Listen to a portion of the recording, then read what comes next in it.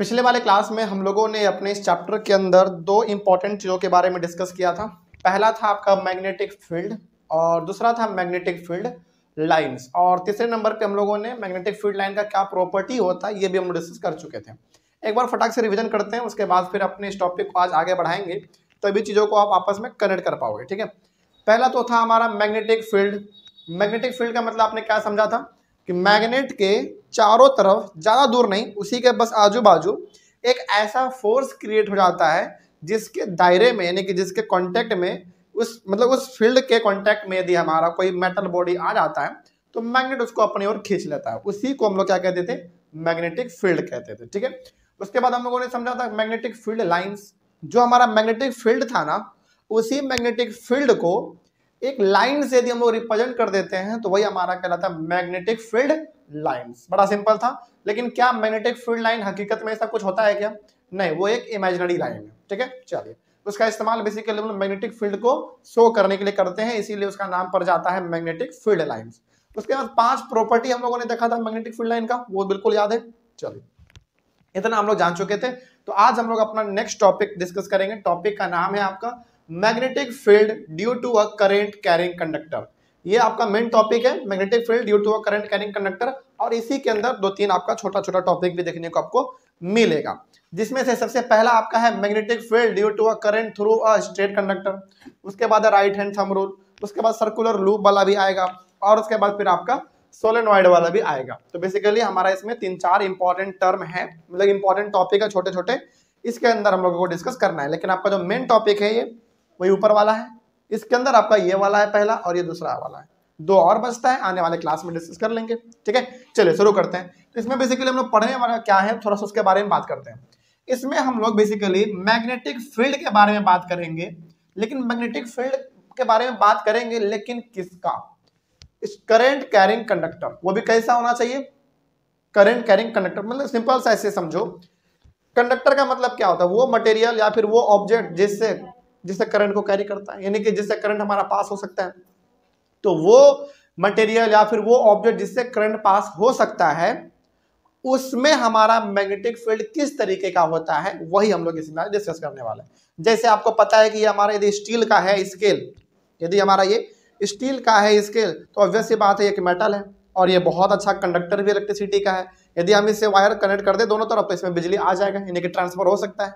तो ये हमारा क्या कहलाएगा? ये कंडक्टर कहलाएगा। तो यदि हमारा करंट इस कंडक्टर से पास हो रहा है तो इसके पास मैग्नेटिक फील्ड कैसा बनेगा, उसी के बारे में हम लोग इसमें मेन टॉपिक में पढ़ने वाले हैं। ठीक है, चलिए डिस्कस करते हैं। सबसे पहले आप यहाँ पे आ जाओ, 3-4 इंपॉर्टेंट पॉइंट यहाँ पे लिखे हुए हैं, बहुत इंपॉर्टेंट है, और इसको हम लोग यहाँ पे एग्जाम्पल लेके भी समझेंगे। ठीक है, देखिए पहला पॉइंट इसमें कहा जा रहा है, if the current flows from north to south, the north pole of the compass needle would move towards the east. इसका मतलब क्या है अभी समझेंगे, लेकिन इसको ना समझने के लिए आप इस डायग्राम पे पहले आ जाओ। क्या ये जो रेड वाला हमने लिखा है ना, इसको अभी आप फिलहाल थोड़ा सा भूल जाओ, क्योंकि हमारे ये बेसिकली कॉम्पास है। इस प्रकार का आपको सर्किट याद आ रहा होगा, हमने भरपूर पढ़ा है इलेक्ट्रिसिटी चैप्टर में। अब यहाँ पे ना 2-3 बातें हम आपको याद दिलाना चाहेंगे, बहुत इंपॉर्टेंट है। जो कि यहाँ पे हमारा बैटरी लगा हुआ है, ऑब्वियस ये बात है, ये हमारा पॉजिटिव टर्मिनल है, तो ये हमारा नेगेटिव टर्मिनल है। याद कीजिए, करंट हमारा किधर से किधर फ्लो करता था? हमेशा पॉजिटिव से नेगेटिव। तो यदि हमारा यहाँ पे बैटरी लगा हुआ है और ये हमारा पॉजिटिव टर्मिनल है, तो करंट हमारा इधर से बहेगा, यानी कि इधर से फ्लो करेगा, और ऐसे होते हुए हमारा पास होगा। हाँ या ना? बिल्कुल सही बात है। मतलब कि पॉजिटिव की तरफ से चालू होता है और घूमते घूमते नेगेटिव की तरफ आ जाता है, फिर पॉजिटिव से आता है नेगेटिव की ओर, फिर पॉजिटिव से नेगेटिव की ओर। ये हमेशा हमारा लगातार ऐसा चलता रहता है। अब यहाँ पे हमने क्या किया है, इसके बीच में, यानी कि इस वायर के बगल में ही अच्छा ये वायर क्या है?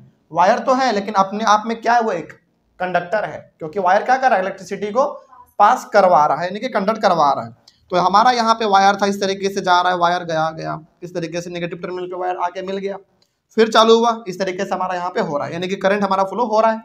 तो यदि वायर से हमारा करंट फ्लो हो रहा है तो वायर भी अपने आप में क्या हो गया? हमारा कंडक्टर हो गया। अब कंडक्टर के बगल में हमने रखा है एक कॉम्पास, जिसमें नॉर्थ, साउथ, ईस्ट और वेस्ट, चारों डायरेक्शन यहाँ पे लिखे हुए हैं। तो ये कह रहा है ना कि यदि करंट आपका नॉर्थ से साउथ की ओर आता है तो कॉम्पास का जो नीडल है वो किधर की ओर मुड़ना चाहिए? ईस्ट की ओर मुड़ना चाहिए। अब थोड़ा सा इसको आप ऐसे भी समझ लो। देखो कॉम्पास का नॉर्थ कहाँ पे है? यहाँ पे। साउथ यहाँ पे है। और ऑब्वियस ये बात है, यदि आप ध्यान से देखो तो करंट आपका ऐसे आया, फिर यहाँ गया, फिर ऐसे, फिर ऐसे। अब यहाँ से थोड़ा सा बस इसको देखो गौर से, इस वाले पैसेज को, इस वाले रास्ते को देखो आप। यहाँ पे नॉर्थ और यहाँ पे साउथ। तो हकीकत में इस कॉम्पास के बगल में जो हमारा वायर है, केवल यहाँ पे, केवल इतने दूर में करंट हमारा किधर से किधर जा रहा है? कॉम्पास के नॉर्थ से साउथ की ओर जा रहा है।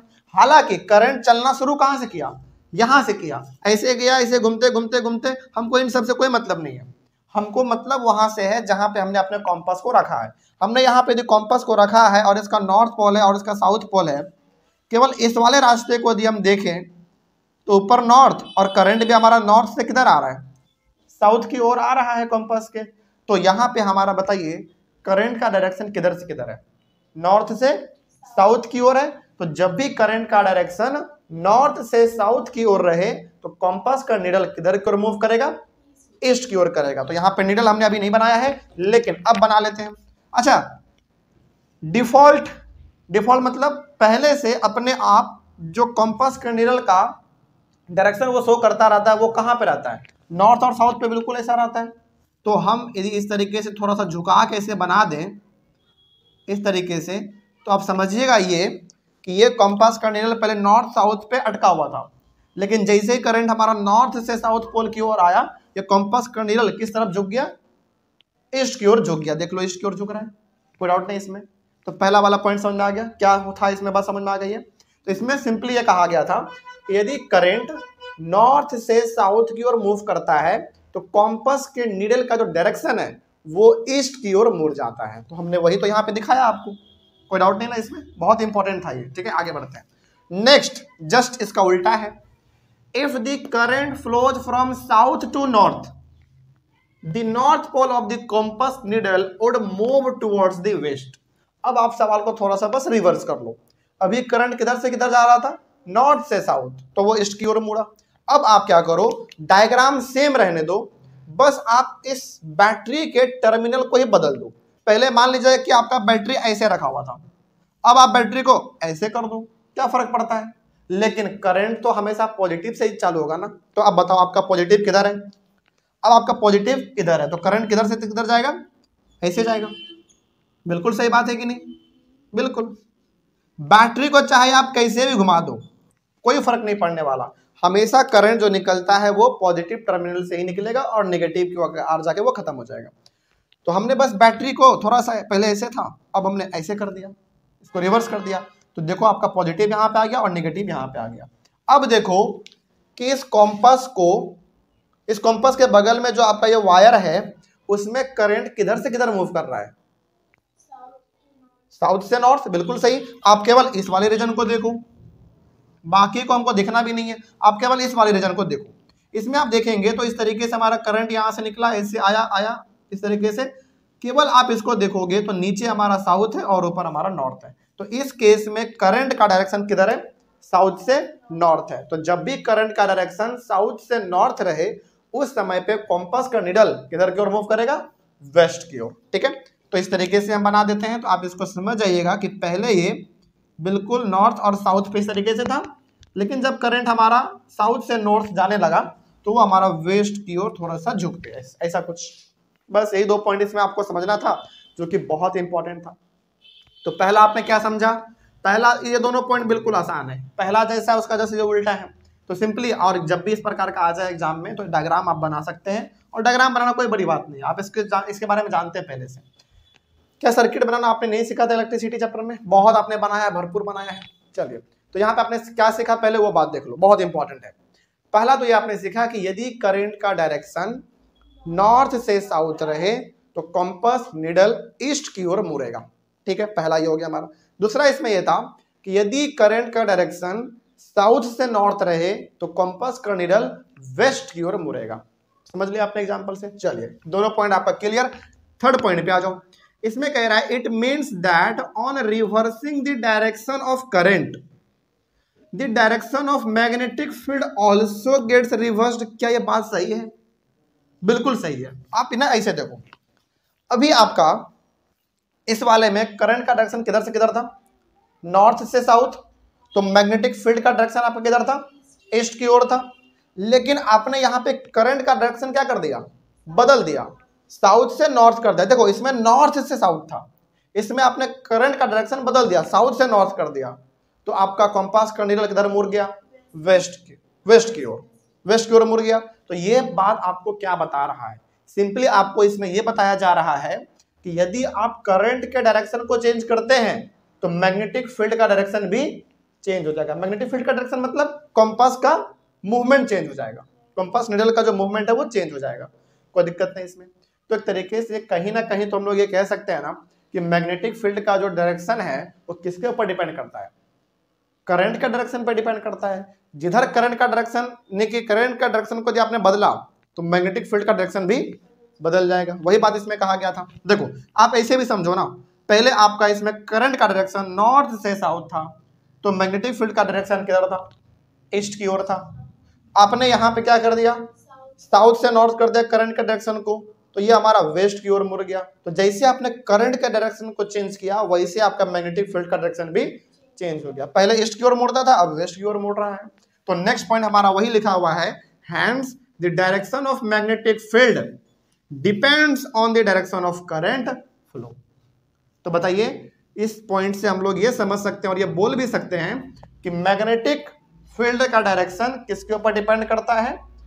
करंट के डायरेक्शन पर डिपेंड करता है। तो अब मेरे हिसाब से आपको चारों पॉइंट क्लियर हो गया होगा। बहुत इंपॉर्टेंट था, बहुत अच्छी तरीके से। चलिए कहीं पर कोई दिक्कत है ना, क्योंकि एक बार दिक्कत इसमें रह जाएगा ना फिर आप गड़बड़ा जाओगे, आगे की चीजों को नहीं समझ पाओगे। इसलिए हर चीज कहीं पर दिक्कत हो तो पूछते चलेंगे आप लोग, ठीक है। चलिए ऑनलाइन वाले बच्चे आप लोगों को कहीं पर दिक्कत रहे तो आप लोग कमेंट कीजिएगा। आगे नेक्स्ट बढ़िए, अगला पॉइंट आ जाओ। अगला पॉइंट कह रहा है magnetic field due to a current through a straight conductor. Topic थोड़ा सा लंबा हो गया है ना, इसको सिंप्लीफाई करते हैं पहले फिर समझेंगे।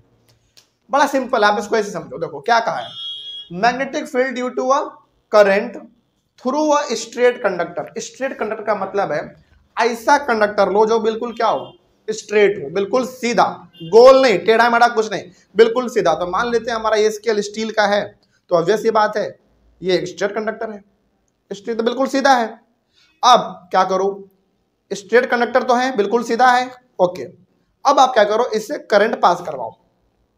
अब ऑब्वियस ये बात है इससे करंट पास करेगा तो इसके आजू बाजू क्या बनेगा? मैग्नेटिक फील्ड बनेगा। उसके कांटेक्ट में यदि हमारा कोई मेटल बॉडी आ जाएगा, खींच लेगा अपनी ओर, तो वो सब हम लोग बात नहीं करेंगे।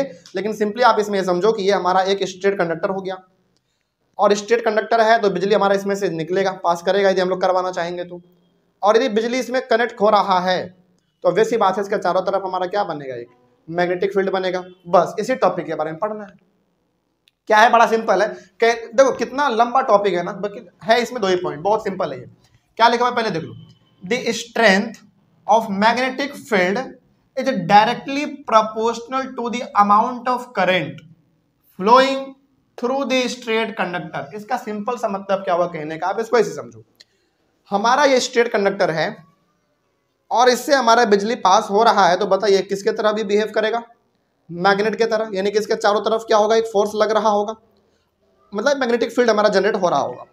तो पहला पॉइंट ये कह रहा है ना कि यदि आप इसके मैग्नेटिक फील्ड के स्ट्रेंथ को बढ़ाना चाहते हो, यानी कि आप चाहते हो कि हमारा कोई ऑब्जेक्ट यहां पे भी रहे तो इसको ये अपनी ओर खींच ले। हालांकि इतना दूर होता नहीं है, बस समझाने के लिए बोल रहे हैं। कभी भी आपने बचपन में देखा होगा, जैसे मान लीजिए कि बचपन में हमारा ये चुंबक था, इसके नजदीक यदि कोई चीज आता था ना, मेटल वाला खास करके, तो आराम से इसमें चिपक जाता था। तो ये क्या हो गया? कहने का मतलब इसका मैग्नेटिक फील्ड का स्ट्रेंथ कितना तक दूर तक था? केवल इतना दूर तक था, तभी तो ये खींच पाया। क्या इतना दूर पे रखे हुए ऑब्जेक्ट को वो खींच पाएगा? कभी नहीं खींच पाएगा। लेकिन यहाँ पे कहा क्या जा रहा है, आप ये समझो। यहाँ पे कहा यह जा रहा है कि मान लीजिए कि आपका ये एक स्ट्रेट कंडक्टर है और इससे आपका करंट पास हो रहा है, तो ऑब्वियस सी बात है इसके कुछ दूर तक ही इसका मैग्नेटिक फील्ड होगा, यानी कि उसके दायरे में यदि कोई चीज आएगा तो आराम से खींच लेगा। लेकिन यदि आप इसके मैग्नेटिक फील्ड के स्ट्रेंथ को बढ़ाना चाहते हो, आप चाहते हैं कि कोई ऑब्जेक्ट यहां पे भी रखा रहे तो ये अपनी ओर इसको खींच ले, यदि आप ऐसा चाहते हैं तो आपको क्या करना पड़ेगा? इसमें जो आप करंट दे रहे थे, करंट का मात्रा बढ़ाना पड़ेगा। जैसे मान लीजिए कि पहले आप इसमें 5 एम्पियर का करंट दे रहे थे, तो अब 10 देना पड़ेगा, 20 देना पड़ेगा, 50 देना पड़ेगा, 100 देना पड़ेगा। मतलब जैसे जैसे आप इसके पास, मतलब जैसे जैसे आप कंडक्टर को करंट ज्यादा देते चले जाओगे, इसका मैग्नेटिक फील्ड का जो ताकत है, जो स्ट्रेंथ है किसी भी मेटल बॉडी को अपनी ओर खींचने का, वो क्या होता रहेगा, बढ़ता रहेगा। पहला पॉइंट क्लियर। पहला पॉइंट बड़ा सिंपल था, ये कह रहा था कि यदि आप इस कंडक्टर के मैग्नेटिक फील्ड के स्ट्रेंथ को, स्ट्रेंथ मतलब ताकत को यदि बढ़ाना चाहते हैं, तो इसका करंट को क्या कर दो, बढ़ा दो। अच्छा अब जरा बताओ, यहाँ पे ना दो वर्ड अब इस्तेमाल होगा, एक डायरेक्टली प्रोपोर्शनल और एक इनवर्सली प्रोपोर्शनल। डायरेक्टली प्रोपोर्शनल का मतलब है कि एक बढ़ेगा तो दूसरा भी बढ़ेगा, एक घटेगा तो दूसरा भी घटेगा, यानी कि दोनों इस तरीके से चलते, दोनों साथ साथ, दोनों बढ़ेगा या तो दोनों घटेगा, दोनों बढ़ेगा दोनों घटेगा, ऐसे होता है। तो डायरेक्टली प्रोपोर्शनल का मतलब ये, एक बढ़ेगा दूसरा भी बढ़ेगा, ये घटेगा दूसरा भी घटेगा, यानी कि इस तरीके से हमारे चलता रहता है। तो अब आप बताओ, आपने इसमें क्या बढ़ाया, करंट का मात्रा बढ़ाया, तो बढ़ क्या गया, मैग्नेटिक फील्ड का स्ट्रेंथ बढ़ गया। कहने का मतलब यदि करंट इसमें कम है तो ये यहां पे रखे हुए ऑब्जेक्ट कोई अपनी ओर खींच पाएगा, लेकिन अब आपने करंट इसमें बढ़ा दिया तो हो सकता है कि जो ऑब्जेक्ट यहां पे रखा हुआ हो वो भी अपनी ओर इसको खींच ले, क्योंकि इसका स्ट्रेंथ क्या हो जाएगा, बढ़ जाएगा। तो आपने इसमें करंट बढ़ाया, यानी कि एक चीज आपने बढ़ाया तो दूसरा चीज जो इसका स्ट्रेंथ था वो भी बढ़ गया। यही तो है हमारा डायरेक्टली प्रोपोर्शनल, इसमें दोनों चीज बढ़ रहा है हमारा, हमने करंट भी बढ़ा दिया तो इसका स्ट्रेंथ भी बढ़ गया, कोई डाउट नहीं इसमें। अच्छा करंट यदि कम कर देंगे तो क्या स्ट्रेंथ भी कम होगा, बिल्कुल कम होगा। तो डायरेक्टली प्रोपोर्शनल का मतलब ही होता है कि एक बढ़ाओगे तो दूसरा भी बढ़ेगा। तो वही इसमें कहा गया था कि the strength of magnetic field is directly proportional to the amount of current flowing through the straight conductor. बस सिंपल था, इसका कहने का सिंपल सा सीधा सा मतलब ये है कि यदि आपके पास कोई एक स्ट्रेट कंडक्टर है, बिल्कुल सीधा है, उससे करंट पास हो रहा है, तो ऑब्वियस सी बात है उसके तरफ तरफ एक मैग्नेटिक फील्ड है, लेकिन आप चाहते हैं कि इसका मैग्नेटिक फील्ड का जो ताकत है वो बढ़ जाए, कोई ऑब्जेक्ट यहां पे रहे उसको भी खींच ले अपनी ओर, तो एक ही काम कर सकते हैं आप, इसका करंट का मात्रा जो आप इसमें दे रहे हो, जो करंट सप्लाई कर रहे हैं उसका अमाउंट बढ़ा दो। हो सकता है कि पहले आप 5 एम्पीयर का करंट दे रहे हैं, आप 20 कर दो, 50 कर दो, 100 कर दो, 150 कर दो, 200 कर दो, तो ऑटोमेटिक इसका मैग्नेटिक स्ट्रेंथ क्या हो जाएगा, मैग्नेटिक फील्ड का स्ट्रेंथ बढ़ जाएगा। तो एक बढ़ा तो दूसरा भी बढ़ गया ना, पहला हमारा ही था इसमें। अगला क्या है, अगला जैसे इसका उल्टा है, इनवर्सली प्रोपोर्शनल। क्या है देखो, the strength of magnetic field is inversely proportional to the distance from the straight conductor. यहां पे बात हो रहा है ज्यादातर किसका, डिस्टेंस का। देखो इसमें ना की पॉइंट पकड़ना है आपको, इसमें डिस्टेंस का बात हुआ था और इसमें किसका बात हुआ था, करंट का बात हुआ था, बस दो ही की पॉइंट इसमें पकड़ना है इसमें ना। लेकिन हाँ इसमें एक चीज ये है, ये होता है हमारा डायरेक्टली प्रोपोर्शनल, तो ये होता है हमारा कहाँ गया, इनवर्सली प्रोपोर्शनल। बस यही समझना था आपको इसमें। अब ये वाला पॉइंट समझो थोड़ा सा बढ़िया से, क्या कहा इसमें कहा ना कि मान लीजिए कि आपके पास ये एक स्ट्रेट कंडक्टर है, तो ऑब्वियस ये बात है करंट पास करेगा और इसके चारों तरफ मैग्नेटिक फील्ड भी है। ये कह रहा है कि जैसे जैसे आप इस कंडक्टर से दूर जाओगे, यानी कि इस कंडक्टर से यदि आप अपना डिस्टेंस बढ़ाते जाओगे तो स्ट्रेंथ क्या होता रहेगा, घटता रहेगा। देखो इसमें आप बढ़ा क्या रहे हैं, बढ़ाने का मतलब आप इससे दूर जा रहे हैं, मतलब अपना डिस्टेंस इस कंडक्टर से आप बढ़ा रहे हैं। जैसे मान लीजिए कि अभी हम ना इस कंडक्टर के पास में है, लेकिन अब हम क्या कर रहे हैं, इस कंडक्टर से, कंडक्टर यहीं पे है लेकिन हम अपना दूरी ऐसे पीछे कर ले रहे हैं, तो हमारा क्या बढ़ रहा है, डिस्टेंस बढ़ रहा है, यानी कि इससे हम दूर जा रहे हैं।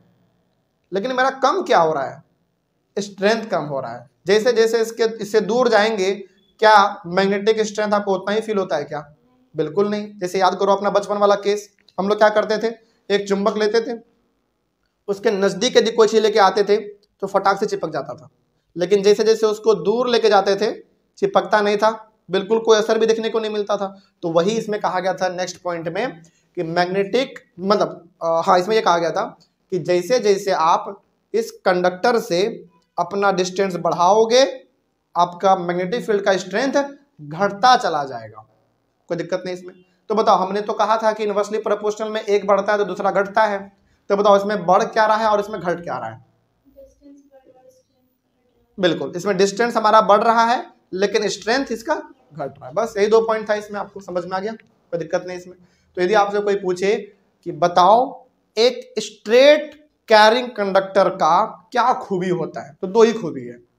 पहला तो ये कि बिल्कुल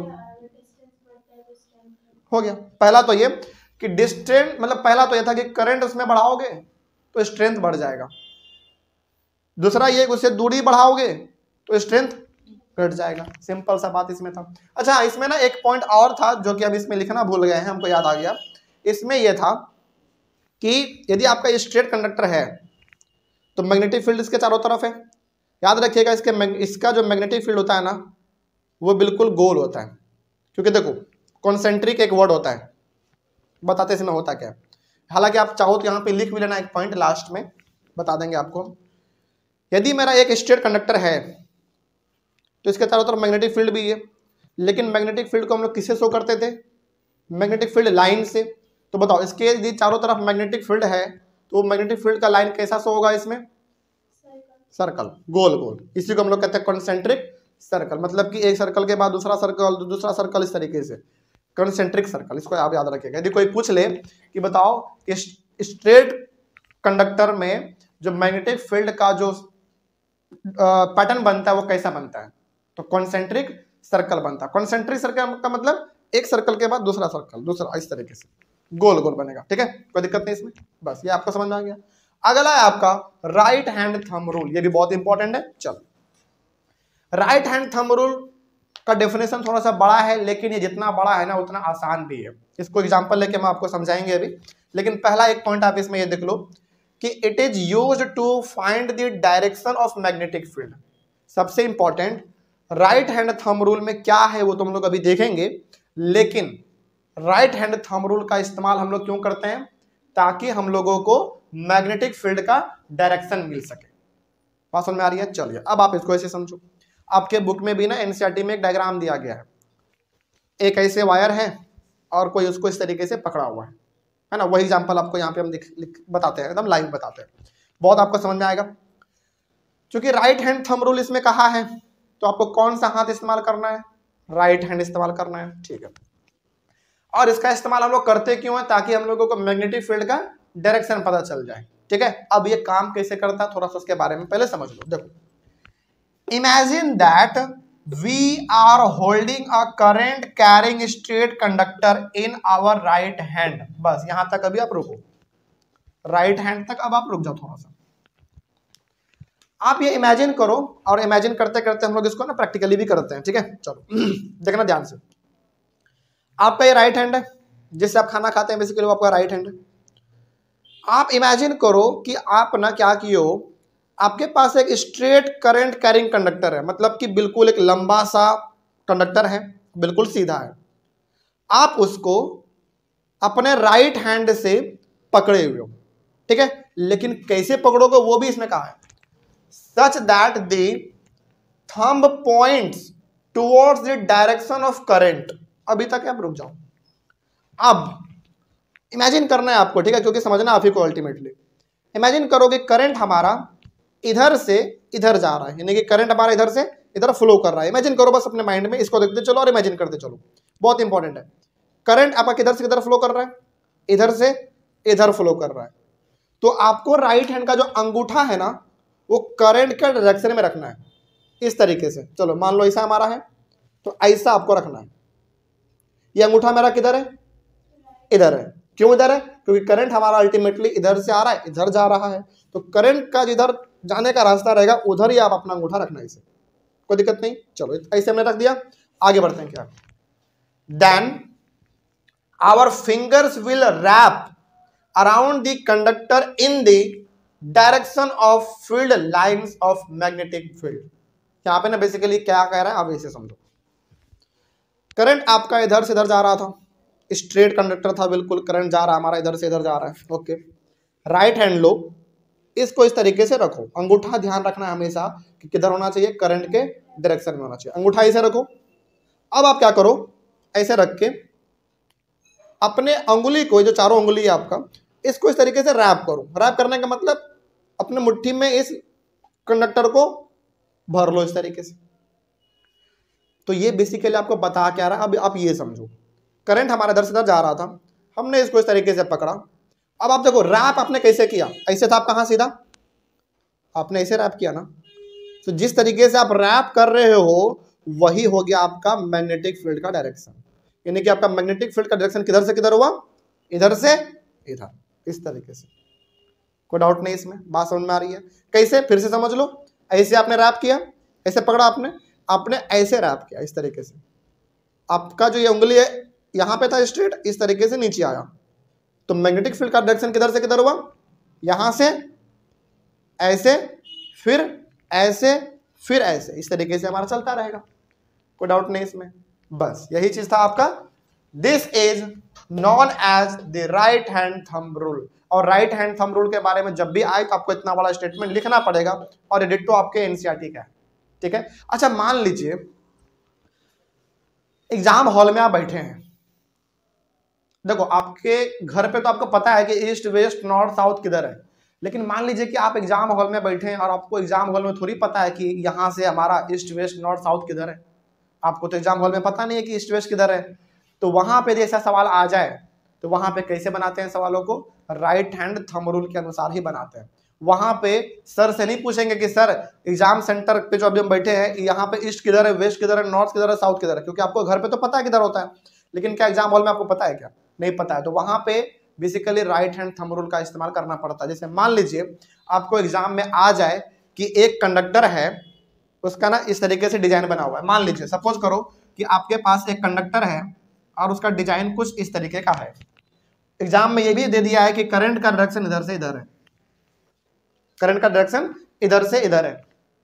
तो अब आप बताओ कि मैग्नेटिक फील्ड का डायरेक्शन क्या है। तो क्या इस सवाल को सॉल्व करने के लिए आप टीचर से पूछोगे कि सर नॉर्थ किधर है, साउथ किधर है? बिल्कुल नहीं पूछना है टीचर से, और पूछोगे भी नहीं तो वो बताएंगे नहीं। तो इसमें करना क्या है, आपको इमेजिन कर लेना है कि हमारा यही एक स्ट्रेट कंडक्टर है, इसको अपने अंगुली से, करंट का डायरेक्शन किधर है, इधर से इधर है, तो अंगूठा ऐसे रखो और ऐसे रैप कर दो। कोई डाउट नहीं इसमें।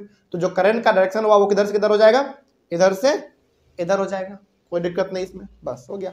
इसी तरीके से एग्जाम में हॉल में जब भी आपका सवाल आ जाए तो आपको ये हैंडल करना पड़ेगा।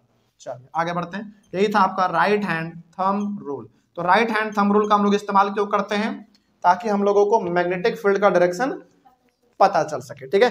अच्छा चलो अब ना आपको हम थोड़ा सा प्रैक्टिकली भी करके दिखाते हैं लाइव, ठीक है। आप समझना इसको, बहुत इंपॉर्टेंट है। आपको पता है कि हमारा जो 4 डायरेक्शन है वो इसी तरीके का है, कुछ नॉर्थ, साउथ, ईस्ट और वेस्ट। चलिए अब आपको थोड़ा सा टेस्ट करते हैं हम कि क्या आपने इसको समझा है कि नहीं समझा है।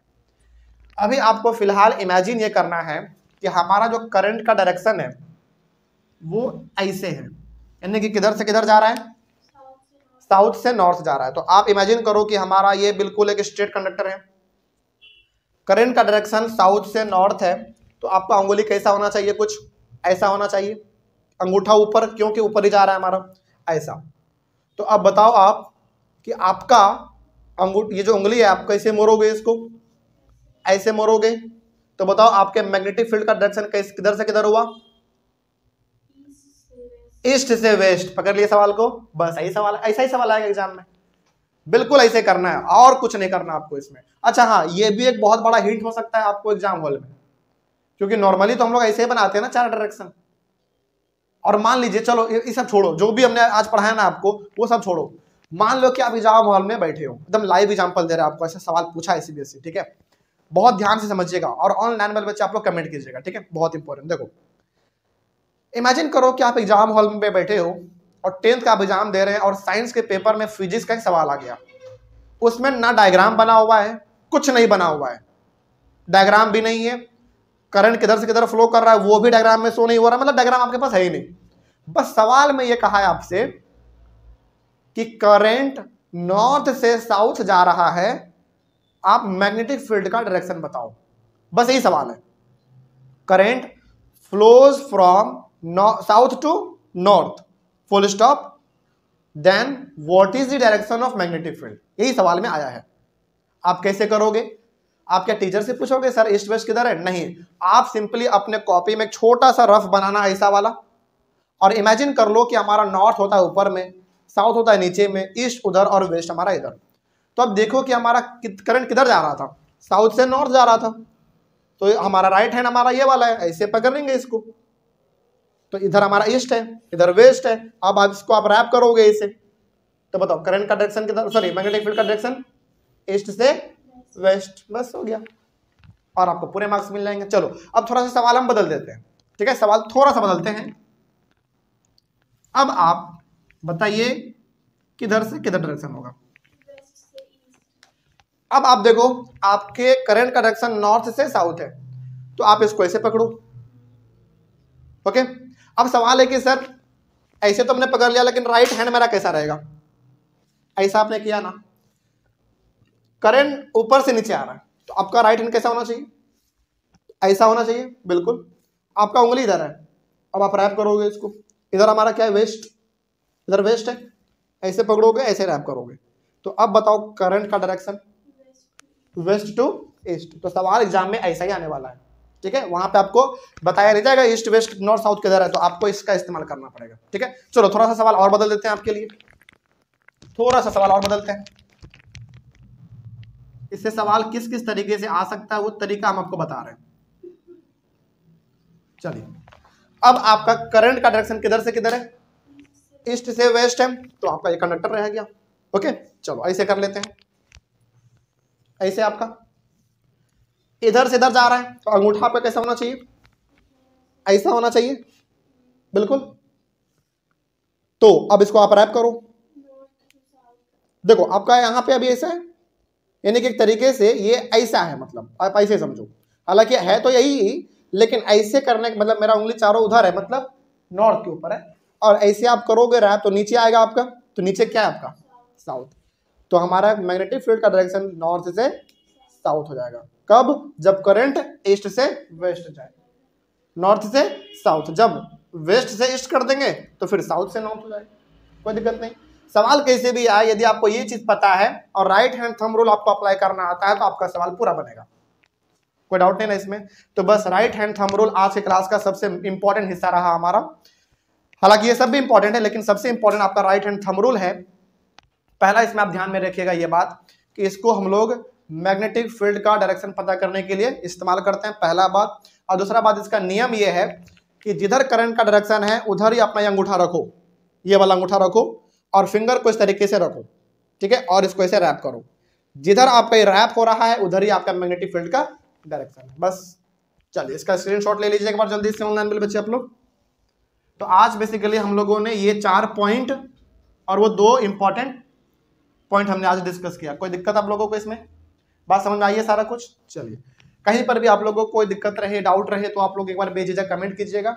अगले वाले क्लास में हम लोग पढ़ेंगे सर्कुलर लूप में हमारा मैग्नेटिक फील्ड का डायरेक्शन कैसा होता है, सोलेनॉइड में कैसा होता है, सोलेनॉइड का फंक्शन क्या है, क्या हम लोग सोलेनॉइड घर में बना सकते हैं कि नहीं बना सकते हैं, ये सब हम लोग अपने नेक्स्ट क्लास में डिस्कस करेंगे। तो अगला वाला क्लास इंटरेस्टिंग भी होने वाला है, जिसमें हम आपको ये बताएंगे कि आप अपने घर पे एक होम मेड मैग्नेट कैसे तैयार कर सकते हैं, ठीक है। चलो तो ये हम लोग अपने अगले वाली क्लास में डिस्कस करेंगे। Thank you very much and have a nice day.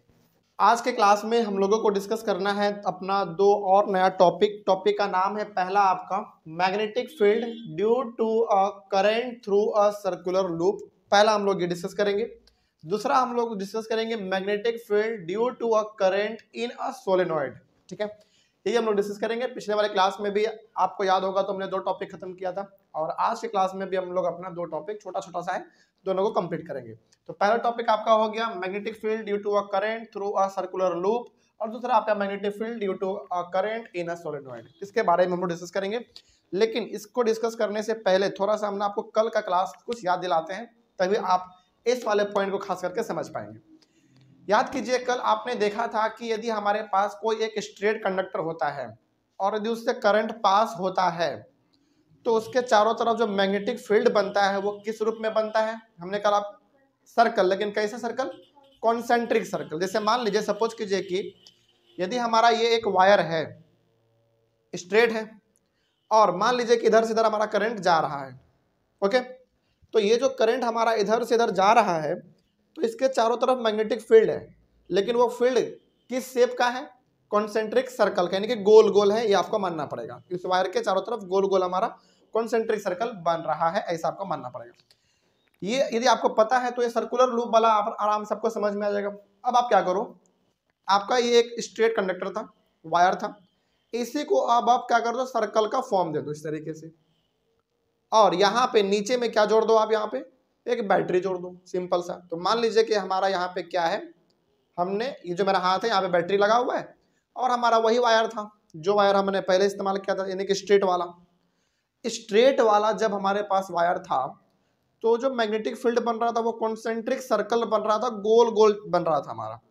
अब फिजिक्स कहता है ना कि जब आप उसी स्ट्रेट वायर को सर्कुलर लूप में कन्वर्ट कर देते हैं तो इसका मैग्नेटिक फील्ड पहले जैसा बनता था वैसा ही अभी भी बनेगा, यानी कि किस रूप में, कॉन्सेंट्रिक सर्कल के रूप में। अब ये बनता कैसे, इसके बारे में ही हम लोगों को आज डिस्कस करना है। चलिए आप यहाँ पे आ जाओ जरा, इसमें कुछ पॉइंट है, पहले आप इसको समझो, फिर आपको ज्यादा चीजें आगे बढ़ पाएंगे हम लोग और समझ में आ पाएगा। इसमें कहा जा रहा, अच्छा सर्कुलर लूप कैसे बनेगा ये आपको पता चलेगा ना। सिंपल सा एक स्ट्रेट वायर लो, उसको इस तरीके के फॉर्म में कर दो, सर्कल बना दो बस, ठीक है। आगे इसमें कहा गया है at every point of a current carrying circular loop, बड़ा लंबा सा ये वर्ड लिख दिया, करेंट कैरिंग सर्कुलर लूप। कुछ नहीं है इसका मतलब, इसका मतलब सिंपल सा ये है कि आपके पास एक सर्कुलर लूप है, इसी को हम लोग कहते हैं सर्कुलर लूप, जो सर्कल के जैसा है, और इससे आप क्या करो, बेसिकली करंट को पास करो। तो ये हमारा क्या बन गया, current carrying circular loop, simple सा, यानी कि ऐसा सर्कुलर लूप जिससे क्या पास हो रहा हो, करंट पास हो रहा हो। तो वही यहाँ पे कहा गया कि at every point of a current carrying circular loop the concentric circles representing the magnetic field around it would become larger and larger as we move away from the wire। चलो इसी को आप समझो कि यही हमारा यहाँ पे बना हुआ है, ठीक है। ये जो आप देख रहे हो ये छोटा सा डायग्राम, ये आपका सर्कल है। हालांकि यहाँ पे मेरे द्वारा डायग्राम छोटा सा बनाया गया है, लेकिन इसी डायग्राम को देखकर आप लोग कंपास का इस्तेमाल करके थोड़ा सा अपने कॉपी में बड़ा बनाइएगा, ठीक है। तो ये देखने में बहुत सुंदर लगेगा, और जब आप इस पॉइंट को पढ़ेंगे तो ये वाला आपके सामने डायग्राम होना चाहिए, आराम से आप समझ जाएंगे। तो ये जो आपका सर्कुलर लूप था, आप इमेजिन करो कि यही आपका यहाँ पे रखा हुआ है, ठीक है। अब हमने क्या किया है, मैग्नेटिक फील्ड दो जगह पे शो किया है, एक यहाँ पे किया है और एक यहाँ पे किया है। हालांकि याद कीजिए हमने आपको मैथ में एक चैप्टर पढ़ाया था सर्कल, सर्कल जो बनता है ना वो बहुत सारे पॉइंट को जोड़ जोड़ के बनता है। तो इसका मतलब इसमें पॉइंट तो हमारे बहुत सारे हैं, तो जितने पॉइंट होंगे उतने पॉइंट पर मैग्नेटिक फील्ड बन रहा होगा। जैसे मान लीजिए यदि मेरा ये स्ट्रेट वायर है तो इसके पास बहुत सारे पॉइंट है, यहां से लेकर यहां तक इसके पास बहुत सारा पॉइंट है, तो हर पॉइंट पे क्या बनेगा, मैग्नेटिक फील्ड बनेगा, यानी कि कॉन्सेंट्रिक सर्कल बनेगा। उसी प्रकार से जब हम लोग इसको सर्कल के रूप में कर देंगे तो अभी भी हर पॉइंट पे बनेगा कॉन्सेंट्रिक सर्कल जैसा मैग्नेटिक फील्ड बनेगा। वही बात यहाँ पे कहा गया है, लेकिन समझाने के लिए हमने मात्र दो पॉइंट लिया है, एक पॉइंट यहाँ पे और एक पॉइंट यहाँ पे। तो देखो जरा ध्यान से, इसके चारों तरफ जो मैग्नेटिक फील्ड बनेगा वो बिल्कुल गोल बनेगा, इस तरीके से, इस तरीके से। आपको देखने में थोड़ा सा लग रहा होगा इस प्रकार का, लेकिन कैसा बनेगा, बिल्कुल गोल। ऐसे देखो, ऐसे जाएगा, ऐसे, फिर उधर से ऐसे, इस तरीके से होता रहेगा, ठीक है। तो यहाँ पे जो हमारा कॉन्सेंट्रिक सर्किल बन रहा है, यानी कि एक के बाद एक सर्किल जो बन रहा है, उसी के बारे में बेसिकली यहाँ पे बात हुआ है। क्या हुआ है जरा देखो, the concentric circles representing the magnetic field around it. ये जो कॉन्सेंट्रिक सर्कल है ये क्या रिप्रेजेंट कर रहा है, सर्कुलर लूप का मैग्नेटिक फील्ड रिप्रेजेंट कर रहा है, पहला बात। दूसरा बात कहा गया है would become larger and larger as we move away from the wire। बिल्कुल सही बात है, जैसे जैसे हम लोग इस वायर से दूर जाते जाएंगे ये कॉन्सेंट्रिक सर्कल छोटा होता रहेगा या उसका दायरा फैलता रहेगा, बड़ा होता रहेगा। क्योंकि देखो पहले हमारा छोटा सा सर्कल है, फिर बड़ा है, फिर बड़ा है, एक और बना देंगे तो और बड़ा बन जाएगा, और बड़ा बनेगा। तो कहने का मतलब सर्कुलर लूप में ये जो कॉन्सेंट्रिक सर्कल है वो रिप्रेजेंट करता है मैग्नेटिक फील्ड को, ये पहला पॉइंट हो गया। दूसरा पॉइंट, जैसे जैसे आप इस सर्कुलर लूप से दूर भागेंगे कॉन्सेंट्रिक सर्कल क्या होता रहेगा, धीरे धीरे बड़ा होता रहेगा। कोई दिक्कत नहीं इसमें। चलिए तो पहला पॉइंट आपका क्लियर हो गया, आगे बढ़ते हैं।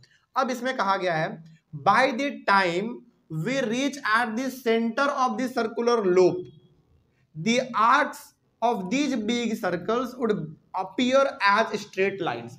अब यहाँ पे ना थोड़ा सा आपको एज्यूम करना है।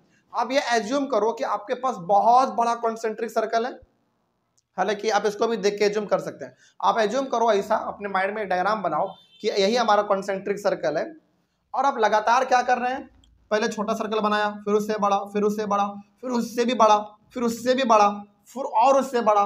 एक समय आपके माइंड में ऐसा जरूर आएगा जब वो सर्कल बिल्कुल एक स्ट्रेट लाइन बन चुका होगा इस सर्कुलर लूप के लिए। बिल्कुल सही बात है। यानी कि आप खुद इमेजिन करो, इतना इमेजिन करने का चीज है। इमेजिन करो कि आपके माइंड के सामने एक बड़ा सा सर्कुलर लूप है, और वहां पे ना इस पॉइंट पे आप एक सर्कुलर लूप बना रहे हैं, मतलब सर्कुलर लूप नहीं, कॉन्सेंट्रिक सर्कल बना रहे हैं। पहले छोटा बनाया, फिर उससे बड़ा, फिर उससे भी बड़ा बनाया आपने। एक समय ऐसा जरूर आएगा जब इस सर्कुलर लूप पे आपका कॉन्सेंट्रिक सर्कल बिल्कुल सेंटर से जो पास होगा, बिल्कुल कैसे दिखेगा, स्ट्रेट लाइन दिखने लगता है एक समय पे आने के बाद। तो यहाँ पे जो मैंने ब्लैक से शो किया है वो आपको एक तरीके से स्ट्रेट लाइन ही शो कर रहा है। लेकिन ये कब होता है, जब बहुत सारे आप कॉन्सेंट्रिक सर्कल बना लेते हैं। तो एक समय ऐसा जरूर आता है जब ये आपका यहाँ पे सेंटर में ना दिखेगा कि कॉन्सेंट्रिक सर्कल कैसा बन गया है, स्ट्रेट लाइन बन गया है। कोई दिक्कत इसमें? चलिए आगे बढ़ते हैं। वही इसमें कहा गया था, अगला है on applying right hand thumb rule to find the direction of magnetic field. यदि हम इस सर्कुलर लूप में मैग्नेटिक फील्ड का डायरेक्शन पता करने के लिए राइट हैंड थंब रूल लगाते हैं तो हमको क्या पता चलेगा? We find that every section of the circular wire contributes to the magnetic field lines in the same direction within the circular loop। ये आपके लिए पॉइंट बहुत इंपॉर्टेंट है, नोट करने वाला। Same direction with in the circular loop. चलिए अब ये ना बहुत इंपॉर्टेंट पॉइंट है, तो ये हम आपको थोड़ा सा गहराई से बताना चाहेंगे क्योंकि बहुत इंपॉर्टेंट है। लेकिन क्या इन दोनों पॉइंट में कोई दिक्कत है?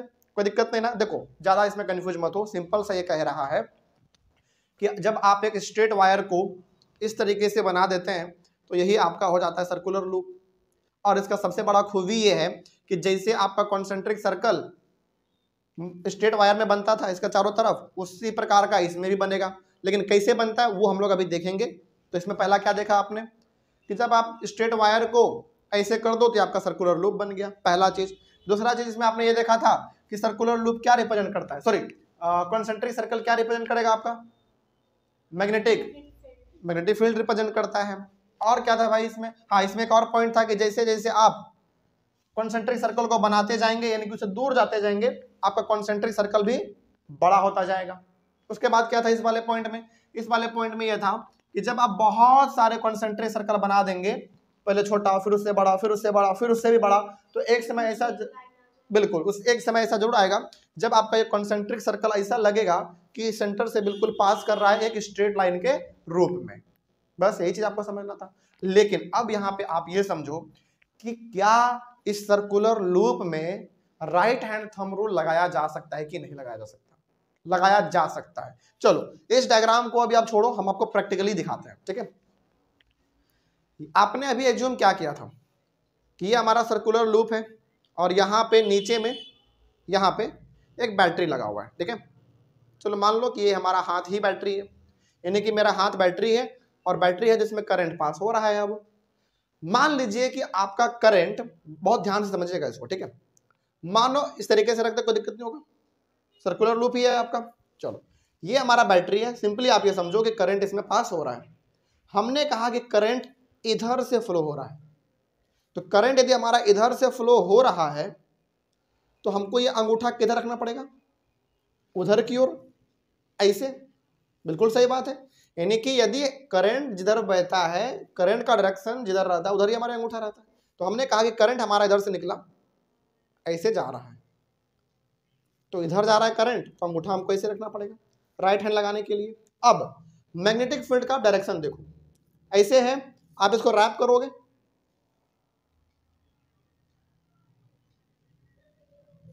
क्या दिख रहा है आपको इसमें कि जब हम लोग इस सर्कुलर लूप के अंदर आ रहे हैं, अंदर मतलब इस वाले एरिया में जब हम लोग आ रहे हैं, तो मैग्नेटिक फील्ड का डायरेक्शन किधर की ओर है? ऊपर की ओर। फिर से देखो आप, अभी तो हमारा हाथ बाहर में है, सर्कुलर लूप के बिल्कुल बाहर है, लेकिन जैसे जैसे हम इसको रैप करेंगे तो हमारा ये चारों उंगली इस सर्कुलर लूप के अंदर आएगा, और जैसे ही अंदर आता है तो मैग्नेटिक फील्ड का डायरेक्शन किधर की ओर हो जाएगा, ऊपर की ओर। बिल्कुल सही बात, यानी कि कुछ ऐसा, फिर ऐसे घूमेगा, फिर ऐसे, फिर ऐसे, फिर ऐसे, फिर ऐसे, इस तरीके से घूमता रहेगा। तो अभी आपने देखा कि जब हम लोग सर्कुलर लूप के अंदर एंटर कर जाते हैं तो मैग्नेटिक फील्ड का डायरेक्शन अपवर्ड होता है, ऊपर की ओर होता है। लेकिन क्या हर वक्त जब हम लोग राइट हैंड थंब रूल लगाएंगे तो क्या हर वक्त सर्कुलर लूप के अंदर हमारा मैग्नेटिक फील्ड का डायरेक्शन ऊपर की ओर ही होगा? बिल्कुल हर वक्त होगा। चलो और पता करते हैं। जैसे देखो अभी हमने पता किया, तो जैसे हमारा ये चारों उंगली सर्कुलर लूप के अंदर एंटर किया, वहां पे हमको दिख रहा है कि मैग्नेटिक फील्ड का डायरेक्शन किधर की ओर है, ऊपर की ओर। ऐसे करेंगे तो ऊपर की ओर जाएगा। अब यहाँ पे पर करके देख लेते हैं। अब करंट हमारा इधर से जा रहा था ऐसे, तो अंगूठा कैसे, ऐसे, यानी कि करंट इधर जा रहा है तो अंगूठा इधर रहेगा। अब देखो फिर से ध्यान से देखना, अभी बाहर है हमारा उंगली, सर्कुलर लूप के बाहर है। अब धीरे धीरे एंटर हो रहा है। जब यहाँ पे भी एंटर हुआ तो मैग्नेटिक फील्ड का डायरेक्शन किधर की ओर हुआ, तो देखो मेरा उंगली ये वाला ऊपर की ओर हो रहा है, यहाँ पे भी ऊपर की ओर हुआ। मतलब जब जब हम लोग सर्कुलर लूप के अंदर आ रहे हैं, यानी कि inside the circular loop, magnetic field का डायरेक्शन किधर की ओर होता है, ऊपर की ओर होता है। चलो अब यहाँ पे भी करके देख लेते हैं एक बार। बिल्कुल सही, करंट इधर से जा रहा था इसे, तो अंगूठा हमको किधर रखना पड़ेगा, मेरे तरफ, कुछ ऐसा। बिल्कुल, चलो हम इसको ऐसे कर देते हैं आपको दिखाने के लिए केवल, हालांकि मेरे पास ऐसे रहेगा लेकिन हम समझाने के लिए ऐसे कर देते हैं। अब देखो ध्यान से, जैसे ही मेरा उंगली सर्कुलर लूप के अंदर आया वैसे ही मैग्नेटिक फील्ड का डायरेक्शन किधर की ओर, ऊपर की ओर। तो यहाँ पे ना हम आपको एक चीज बताना क्या चाह रहे थे, हर बार ये बताना चाह रहे थे कि जब भी हमारा सर्कुलर लूप का बात होता है तो मैग्नेटिक फील्ड का डायरेक्शन हमेशा सर्कुलर लूप के अंदर किधर की ओर होगा, ऊपर की ओर होगा। यानी कि जब हमारा ये उंगली बाहर है, अब धीरे धीरे ये अंदर की ओर आ रहा है, तो मैग्नेटिक फील्ड का डायरेक्शन ऊपर की ओर होता है। तो इसमें आपको पॉइंट जो नोट करने वाला है वो ये है कि जब हम लोग सर्कुलर लूप के अंदर का बात करते हैं तो मैग्नेटिक फील्ड का डायरेक्शन किधर की ओर होता है, अपवर्ड की ओर होता है। कोई डाउट, बात समझ में आ रही है? लेकिन जब बाहर का बात करते हैं, जैसे अंदर आ गए तो मैग्नेटिक फील्ड ऊपर की ओर है, लेकिन अब ऐसे करके हम लोग बाहर भी तो जाएंगे ना। तो जब बाहर जाएंगे तो बताओ बाहर में मैग्नेटिक फील्ड का डायरेक्शन किधर होगा, फिर डाउनवर्ड। तो यहां पे आपको 2 पॉइंट नोट करना है।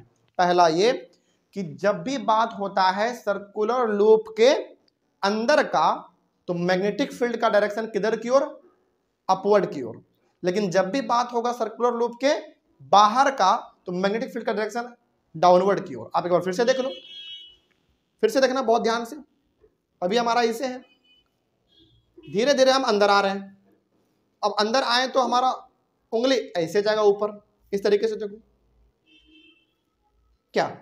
तो जब हम लोग सर्कुलर लूप के अंदर आ गए, ये हमारा उंगली अभी किधर है, सर्कुलर लूप के अंदर है। तो जब भी अंदर आ गए तो मैग्नेटिक फील्ड का डायरेक्शन किधर की ओर दिख रहा है आपको, ऊपर की ओर दिख रहा है। लेकिन उंगली घुमाने के साथ साथ हमको बाहर भी तो जाना है ना। तो एक समय ऐसा आएगा जब मेरा उंगली इस तरीके से बाहर की ओर जाने लगेगा, ऐसे। तो जब बाहर की ओर हम जाएंगे तो मैग्नेटिक फील्ड का डायरेक्शन किधर की ओर होगा, ऐसे, नीचे की ओर होगा, डाउनवर्ड। तो चलिए अब आपने यहाँ पे 2 पॉइंट क्या समझा। पहला समराइज कर देते हैं, बहुत इंपॉर्टेंट है। पहला ये कि सर्कुलर लूप के अंदर मैग्नेटिक फील्ड का डायरेक्शन, बहुत ध्यान से समझना, ना कई बार एग्जाम में पूछा जाता है, क्वेश्चन के रूप में आ जाएगा, याद रखना। सर्कुलर लूप के अंदर मैग्नेटिक फील्ड का डायरेक्शन अपवर्ड की ओर होगा, लेकिन सर्कुलर लूप के बाहर मैग्नेटिक फील्ड का डायरेक्शन डाउनवर्ड की ओर होगा। तभी तो इसे घूमता रहेगा, इस तरीके से चलता रहेगा।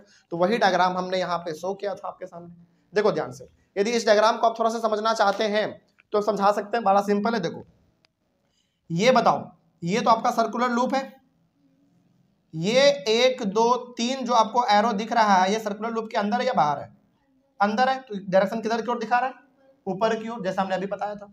और ये तीनों बाहर है तो किधर दिखा रहा है, डाउनवर्ड। वही चीज इसमें भी है, ये हमारा अंदर है तो अपवर्ड दिखा रहा है, और ये हमारा नीचे है तो डाउनवर्ड दिखा रहा है। तो बस यही बात आपको इसमें समझना था।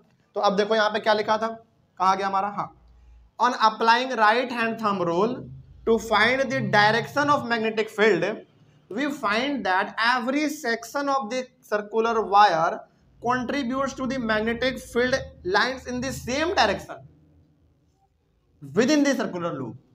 यानी कि सर्कुलर लूप के अंदर जो मैग्नेटिक फील्ड का डायरेक्शन होगा वो सेम डायरेक्शन में होता है। वो भी कौन सा डायरेक्शन, अपवर्ड या डाउनवर्ड, अपवर्ड, लेकिन सर्कुलर लूप के अंदर।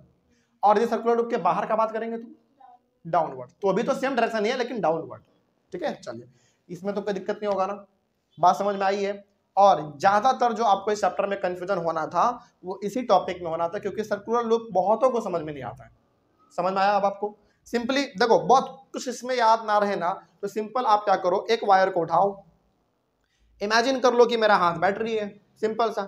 इमेजिन कर लो कि हमारा करंट इधर से इधर बह रहा है, आप हाथ ऐसे रख दो, right hand thumb rule apply करो। अभी हमारा उंगली बाहर है, सर्कुलर लूप के बाहर है, इसको ऐसे रैप करो। आप देखोगे कि जैसे हमारा उंगली इस सर्कुलर लूप के अंदर एंटर किया इस तरीके से, मैग्नेटिक फील्ड हमारा किधर जाएगा, नीचे से ऊपर, यानी कि अपवर्ड की ओर। और जैसे ही वो इस तरीके से होते हुए बाहर आएगा इसे, तो डाउनवर्ड जाएगा। तो सर्कुलर लूप के अंदर अपवर्ड होता है और सर्कुलर लूप के अंदर, सर्कुलर लूप के बाहर डाउनवर्ड होता है। बस यही चीज था इसमें समझने के लिए। चलिए अब हम, मेरे हिसाब से आपको सर्कुलर लूप समझ में आ गया। और ये डायग्राम आप कोशिश कीजिएगा कि थोड़ा सा बड़ा बनाए। ठीक है, मेरे पास स्पेस नहीं था इसलिए हमने इतना छोटा बनाया है। अब आगे बढ़िए। अब इसमें जो एक पॉइंट आपको याद रखना है, ये भी कई बार पूछा जाता है कि सर्कुलर लूप में जो मैग्नेटिक फील्ड है, सर्कुलर लूप में जो मैग्नेटिक फील्ड है उसका स्ट्रेंथ किन किन बातों पे डिपेंड करेगा। चलिए उसको भी देख लो आप, बड़ा सिंपल है, 3 पॉइंट लिखा हुआ है, बहुत देखिए ध्यान से। पहला है the strength of magnetic field is directly proportional to the amount of current flowing through the circular loop. ये वाला पॉइंट हमने कल भी बताया था आपको, वहां पे स्ट्रेट वायर हमने इस्तेमाल किया था, यानी कि स्ट्रेट कंडक्टर, यहाँ पे सर्कुलर लूप। तो जितना ज्यादा आप इस सर्कुलर लूप को करंट दोगे उतना ज्यादा आपको मैग्नेटिक फील्ड का स्ट्रेंथ दिखेगा। करंट इसमें कम होगा तो मैग्नेटिक फील्ड का ताकत भी क्या रहेगा, कम रहेगा। करंट ज्यादा दोगे तो मैग्नेटिक फील्ड का ताकत भी ज्यादा होगा, बढ़ेगा स्ट्रेंथ। अच्छा, स्ट्रेंथ मतलब समझ रहे हैं ना आप, सिंपल सा क्या है कि यदि हम इसको करंट दे रहे हैं तो ये हमारा मैग्नेट की तरह बिहेव कर रहा है, और यदि कम करंट रहेगा तो कम बिहेव करेगा मैग्नेट की तरह। मतलब मान लीजिए यदि यहाँ पे कोई ऑब्जेक्ट रखा हुआ है मेटल वाला, अपनी ओर खींच नहीं पाएगा। लेकिन मान लीजिए करंट आप इसमें ज्यादा दे रहे हैं तो इसका मैग्नेटिक फील्ड का जो दायरा है वो थोड़ा सा क्या हो जाएगा, बढ़ जाएगा, जिसके वजह से यदि कोई ऑब्जेक्ट यहाँ पे भी रखा रहेगा ना, ये आराम से इसको खींच लेगा अपनी ओर। तो पहला किन बातों पर डिपेंड करेगा, अमाउंट ऑफ करंट। ज्यादा करंट देंगे सर्कुलर लूप को तो मैग्नेटिक फील्ड का स्ट्रेंथ ज्यादा होगा, करंट कम देंगे तो मैग्नेटिक फील्ड का स्ट्रेंथ भी कम हो जाएगा। पहला हमारा ये होता है, तो ये मतलब ये डायरेक्टली प्रोपोर्शनल था। दूसरा क्या देखो, the strength of magnetic field is inversely proportional to the distance from the circular loop. ये भी कल हमने बताया था आपको।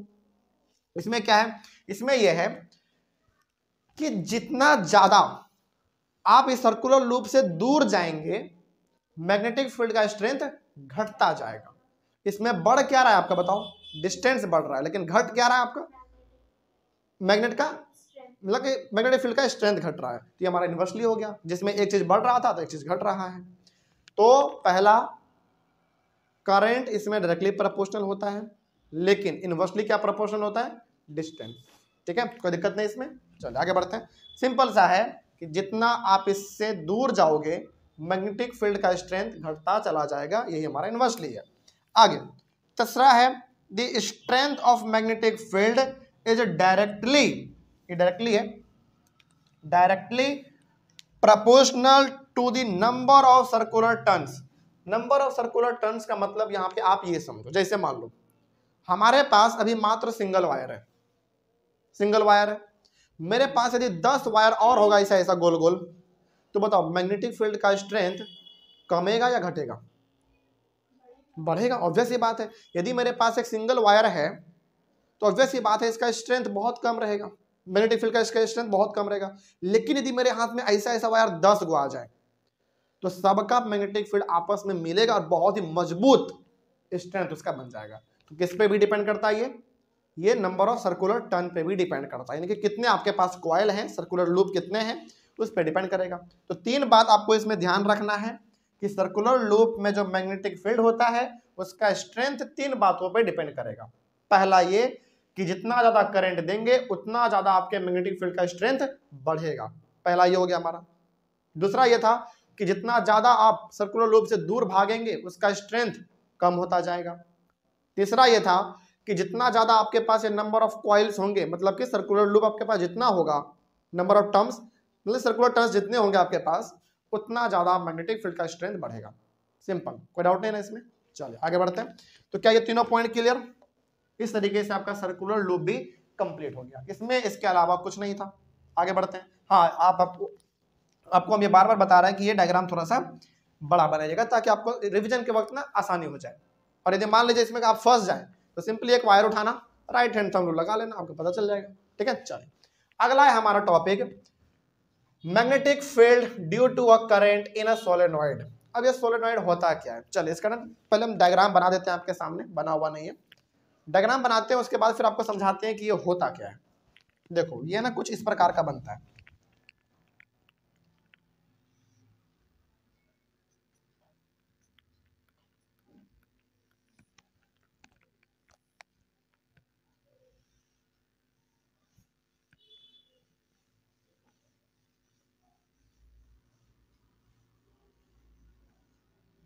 ये कुछ इस प्रकार का होता है। ठीक है, अब ये भी इतना आसान नहीं है, इसमें कुछ और बातें भी हैं जो कि आपको ध्यान में रखने हैं। वो ये है,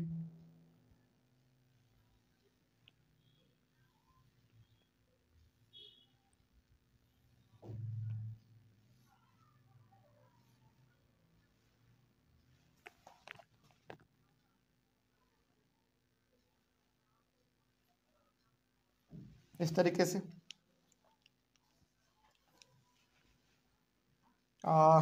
इसमें एक चीज और आप लिख लो।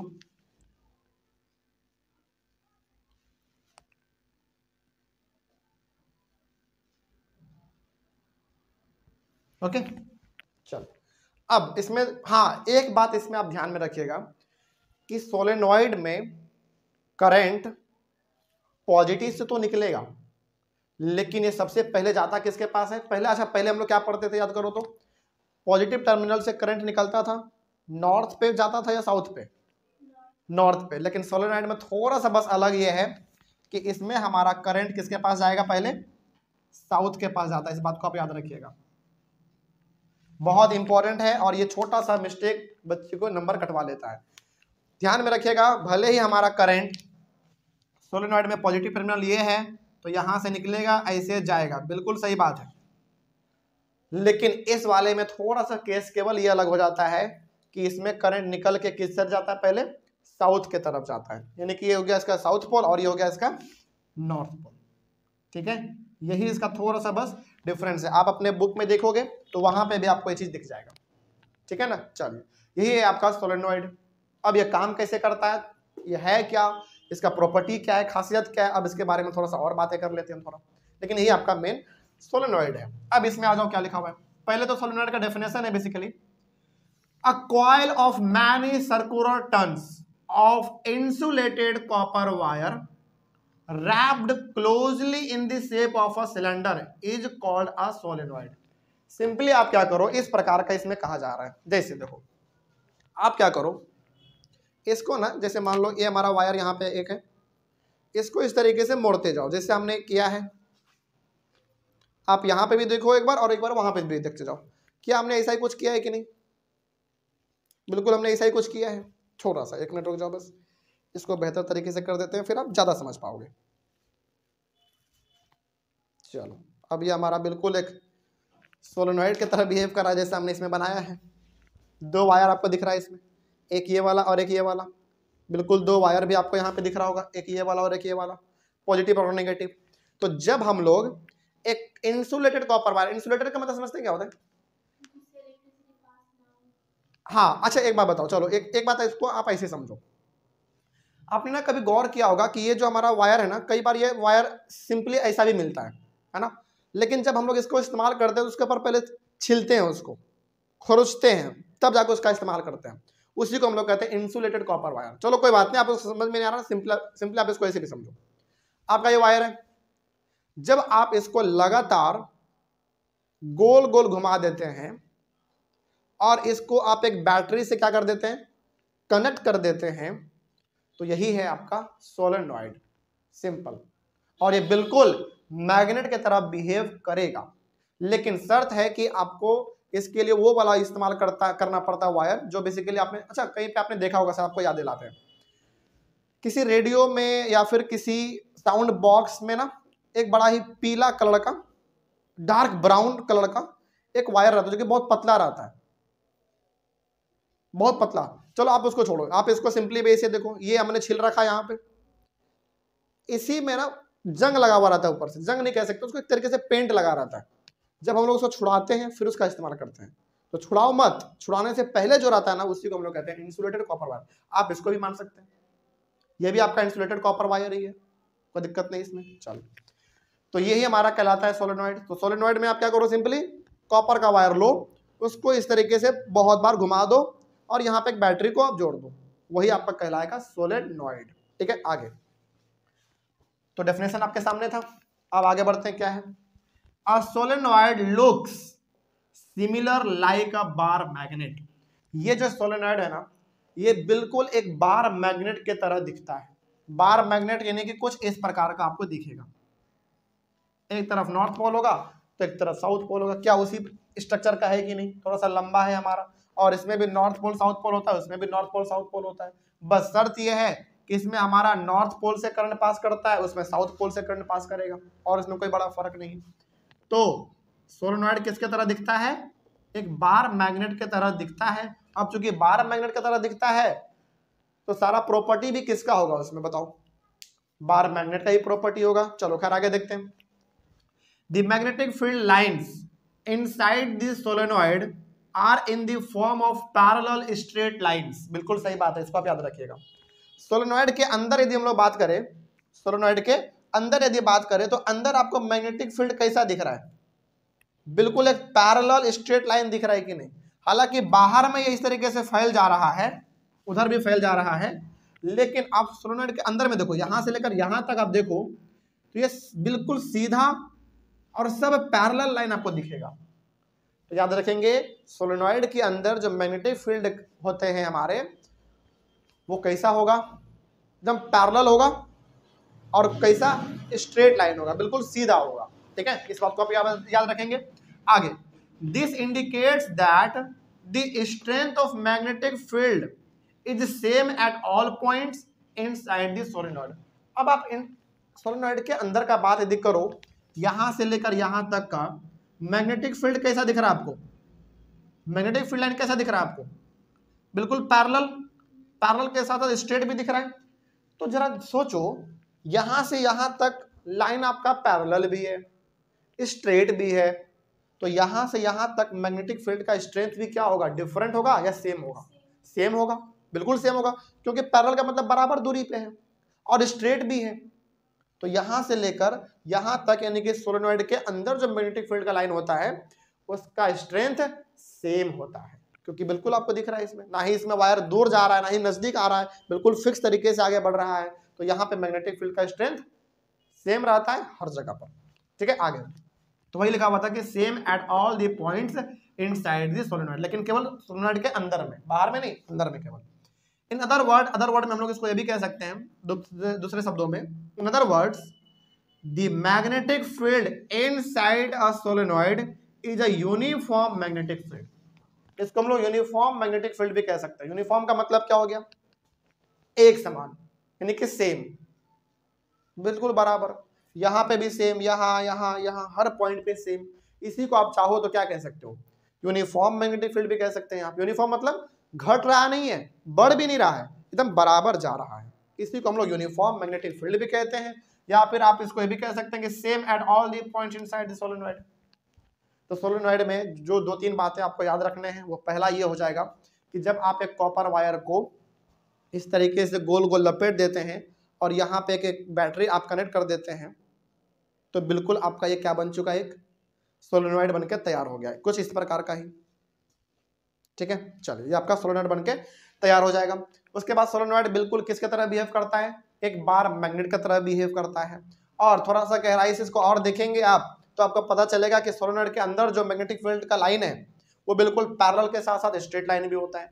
जिसके वजह से मैग्नेटिक फील्ड का स्ट्रेंथ सोलेनॉइड के अंदर में हर पॉइंट पे सेम दिखता है हमको। इसको हम लोग दूसरे शब्दों में ये भी कह सकते हैं कि मैग्नेटिक फील्ड कैसा है, यूनिफॉर्म है, यानी कि एक समान है। बस यही था आपका सोलेनॉइड, और कोई इसमें खास बात है ही नहीं। बस इसमें आपको थोड़ा सा जो ध्यान में रखना, वो इंपॉर्टेंट पॉइंट वो ये है कि करंट हमेशा इसमें साउथ पोल से नॉर्थ पोल जाता है, ठीक है। बस यही आपको इसमें एक यूनिक बात रखना था, याद। कोई दिक्कत इसमें? अब चलिए, अब इसमें ना आगे बढ़ते हैं कि factors on which the strength of magnetic field of a solenoid depends, यानी कि मैग्नेटिक फील्ड जो हमारा है सोलेनॉइड का, उसका स्ट्रेंथ किन बातों पे डिपेंड करेगा। इसका स्ट्रेंथ भी इन्हीं 3 बातों पे डिपेंड करता है। तो यहाँ पे हमने जो खाली स्पेस छोड़ा है 3 पॉइंट लिखने के लिए छोड़ा है आपको, और आप इसमें लिखेंगे क्या, बताते हैं। यही तीनों पॉइंट लिखना है, बस थोड़ा सा आपको चेंज कर देना है। क्या चेंज कर देना है, देखो ध्यान से। पहला ऐसे लिखना है, the strength of magnetic field is directly proportional to the amount of current flowing through the circular loop. ना लिख के केवल क्या लिख देंगे, थ्रू द सोलेनॉइड लिख देंगे, बस। सर्कुलर, ये चूंकि किसका बात हमने किया था इसमें, सर्कुलर लूप का, इसलिए इसमें सर्कुलर लूप लिखा हुआ है। आप सब चीज सेम लिखेंगे, जहां पे सर्कुलर लूप दिख जाए वहां पे केवल क्या लिख देंगे, सोलेनॉइड लिख देंगे। पहला पॉइंट क्लियर। दूसरा क्या, देखो, the strength of magnetic field is inversely proportional to the distance from the circular loop. ना लिख के through the from the solenoid लिख देंगे, सिंपल। ये भी आपका पॉइंट क्लियर। तीसरा है, the strength of magnetic field is directly proportional to the number of circular turns. ये सेम रहेगा, सर्कुलर टर्म्स वाला सेम रहेगा। अब इसको थोड़ा सा आप समझ लो, बड़ा सिंपल है ये। जब आप सर्कुलर, मतलब जब आप सोलेनॉइड में करंट का मात्रा बढ़ाओगे, जैसा आपने इसमें देखा था ना, वही चीज में भी है। आप यहाँ पे क्या जोड़ो हो, आपने यहाँ पे बैटरी जोड़ा है, थोड़ा सा पावरफुल, मतलब ज्यादा पावरफुल बैटरी लगा देंगे, ज्यादा पावरफुल, तो करंट उसको क्या मिलेगा, ज्यादा मिलेगा। यदि करंट उसको ज्यादा मिल रहा है, इसका मतलब है कि मैग्नेटिक फील्ड का स्ट्रेंथ भी बढ़ रहा है। पहला ये हो गया हमारा। दूसरा ये हो गया कि जैसे जैसे आप इस सोलेनॉइड से दूर भागेंगे, इस मैग्नेटिक फील्ड का स्ट्रेंथ क्या होता रहेगा, घटता रहेगा, उसका प्रभाव आपको कम देखने को मिलेगा। और तीसरा ये था कि जितना ज्यादा आप इसमें ऐसा गोल बनाओगे सर्कुलर टर्न्स, ये तो अभी बहुत कम है, जितना ज्यादा ये सर्कुलर टर्न्स होगा गोल, उतना इसका मैग्नेटिक फील्ड का स्ट्रेंथ ज्यादा होगा। यानी कि यही 3 पॉइंट यहाँ पे भी लिखाएगा। बस इन दोनों पॉइंट शुरुआत में जो सर्कुलर लूप लिखा हुआ उसका जगह पे सोलेनॉइड लिख देना है, और लास्ट वाला आपको सेम रखना है। सर्कुलर टर्न्स इसमें भी होते हैं, सर्कुलर टर्न्स इसमें भी होते हैं, कोई दिक्कत इसमें? अब चलिए, अब सोलेनॉइड का हम लोग यूज कैसे करते हैं। यूज ऑफ सोलेनॉइड, इसको ना बेसिकली हम लोग इलेक्ट्रोमैग्नेट बनाने के लिए इस्तेमाल करते हैं। अब आप कुछ मत करो, सिंपल सा ये जो आपको दिख रहा है ना सोलेनॉइड, आप क्या करो, बस देखो ध्यान से। पहले इलेक्ट्रोमैग्नेट समझ लो होता क्या है। A strong magnetic field produced inside a solenoid can be used to magnetize a piece of magnetic material like soft iron when placed inside the coil. The magnet so formed is called an electromagnet. Simple सा आप इसको ऐसे समझो। ये आपका बिल्कुल अभी क्या है, सोलेनॉइड है, सर्कुलर टर्न्स वाला। बताओ तो जरा, इसके बीच में हमारा जगह खाली है कि नहीं, बिल्कुल खाली है। तो अब आप क्या करो, ये तो आपका सोलेनॉइड है सिंपल सा, यहाँ पे आपने बैटरी जोड़ दिया है तो आपका सोलेनॉइड है। अब आप क्या करो, इसके चारों तरफ क्या प्रोड्यूस हो गया होगा, जरा बताओ, मैग्नेटिक फील्ड प्रोड्यूस हो गया होगा। अब उसी मैग्नेटिक फील्ड का हम लोग इस्तेमाल कर सकते हैं एक आयरन को मैग्नेटाइज करने के लिए। कहने का मतलब ये हो गया कि यदि हम इस खाली वाले जगह में एक इस प्रकार का सॉफ्ट आयरन डाल दे, सॉफ्ट आयरन मतलब सिंपली आयरन का मटेरियल सोचो, यदि हम लोग इस प्रकार का एक सॉफ्ट आयरन का मटेरियल डाल दे, इसे सिंपल समझो कि आयरन का एक छोटा सा रॉड, बस ऐसा हमने डाल दिया, और बैटरी कनेक्टेड रहने ही दो। अब ना ये आपका जो स्ट्रक्चर बन के तैयार हुआ है, इसी को हम लोग कहते हैं इलेक्ट्रोमैग्नेट, और ये है आपका एक होम मेड मैग्नेट। बिल्कुल। अब जब आप इससे कोई भी स्टील का चीज चिपकाओगे ना, आराम से चिपक जाएगा, बिल्कुल चिपक जाता है। ठीक है, तो सिंपली आपने क्या समझा, आपने बेसिकली ये समझा कि सोलेनॉइड का जो मैग्नेटिक फील्ड है उसका हम लोग इस्तेमाल कर लेते हैं सॉफ्ट आयरन को मैग्नेटाइज करने के लिए, यानी कि उसमें मैग्नेट का प्रॉपर्टी डालने के लिए। उसके लिए करना क्या पड़ेगा आपको, ये जो खाली स्पेस दिखता है सर्कुलर सोलेनॉइड में, इसमें आप एक सॉफ्ट आयरन ऐसे डाल दो, बैटरी यहाँ पे कनेक्ट कर दो, ये आपका क्या बन चुका है, एक इलेक्ट्रोमैग्नेट बन चुका, जो कि एक होम मेड मैग्नेट है, जो आपने घर पे बना लिया एक मैग्नेट, चुंबक, सिंपल। तो सोलेनॉइड का इस्तेमाल क्यों करते हैं हम लोग, इलेक्ट्रोमैग्नेट को बनाने के लिए करते हैं। अब इलेक्ट्रोमैग्नेट का डेफिनेशन पूछे तो यहाँ पे आपके सामने लिखा हुआ है, आप इसको बता दीजिएगा, अब कोई दिक्कत नहीं है, इसमें होना चाहिए। चलिए ऑनलाइन बल बच्चे, सबसे पहले आप लोग इसका एक बार स्क्रीनशॉट लीजिए, स्क्रीनशॉट ले लीजिए और इसको अपने कॉपी में जरूर नोट कीजिएगा। खास करके ये डायग्राम और ये वाला डायग्राम दोनों बहुत इंपॉर्टेंट है, इसको थोड़ा सा बड़ा बनाएगा अपने कॉपी में, स्पेस लेकर, तो देखने में अच्छा लगता है, ठीक है। और इलेक्ट्रोमैग्नेट कैसे बनता है पता चल गया। सिंपली यहाँ पे जो आपको खाली स्पेस दिख रहा है, इसमें आप एक आयरन का रॉड डाल दो, बिल्कुल वो आयरन का रॉड सॉफ्ट होना चाहिए, सॉफ्ट का मतलब है कि ज्यादा भारी भरकम भी नहीं होना चाहिए, हल्का थोड़ा होना चाहिए, तो उसको आप वहाँ पे इस्तेमाल करो और उससे उसको बैटरी से जोड़ देना। जो आपका स्ट्रक्चर तैयार हो रहा है वही हमारा इलेक्ट्रोमैग्नेट है, जो कि एक होम मेड मैग्नेट है, आपका बनकर तैयार हो गया। तो इस तरीके से आज हम लोगों ने सर्कुलर लूप और सोलेनॉइड में मैग्नेटिक फील्ड का डायरेक्शन किस तरीके से फाइंड करेंगे, क्या होता है उसका स्ट्रेंथ, किन बातों पे डिपेंड करता है, तो ये हम लोगों ने आज डीपली डिस्कस कर लिया है, ठीक है। कोई दिक्कत नहीं होगा इसमें। चलिए कहीं पर कोई डाउट रहेगा तो आप लोग एक बार कमेंट कीजिएगा। नेक्स्ट क्लास में हम लोग अपने एक और नए टॉपिक को शुरू करेंगे, तब तक के लिए thank you very much and have a nice day.